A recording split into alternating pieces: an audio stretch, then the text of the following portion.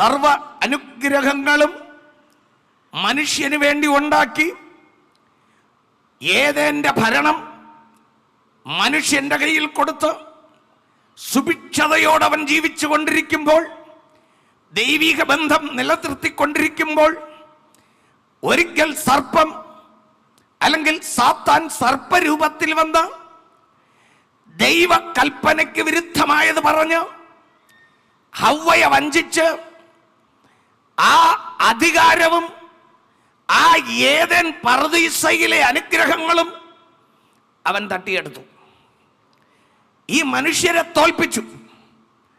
മനുഷ്യരെ തോൽപ്പിച്ചിട്ട് ആ ഏദൻ പൂങ്കാവനത്തിലെ ഫല സമൃദ്ധികൾ, നല്ല ക്ലൈമറ്റ്, സകല അനുഗ്രഹങ്ങളെയും വിട്ട് ശപിക്കപ്പെട്ട ഭൂമിയിലേക്ക്, മുള്ളും പറക്കാരെയും മുളയ്ക്കുന്ന ഭൂമിയിലേക്ക് മനുഷ്യനെ വലിച്ചെറിഞ്ഞു. മനുഷ്യൻ തോറ്റു.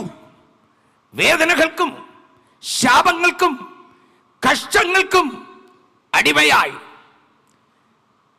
നിത്യാനിത്യയുഗം ഏദേനിൽ പാർത്തുകൊണ്ട് ദൈവത്തിന്റെ മുഖാമുഖമായ കാഴ്ചപ്പാട് അനുഭവിച്ച് യുഗായുഗങ്ങളായി ജീവിക്കേണ്ട മനുഷ്യൻ ആ നിത്യജീവൻ നഷ്ടപ്പെട്ട് നിത്യമരണത്തിന് അടിമയായി.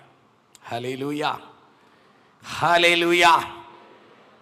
ഈ മനുഷ്യനെ വീണ്ടെടുക്കുവാൻ വേണ്ടി ആമേൻ അന്ന് തന്നെ ഒരു കുഞ്ഞാടിനെ യാഗമാക്കി അതിന്റെ തോൽ കൊണ്ട് വസ്ത്രം ഉണ്ടാക്കി കൊടുത്തിട്ട് ഒരു വാഗ്ദത്തവും നൽകി.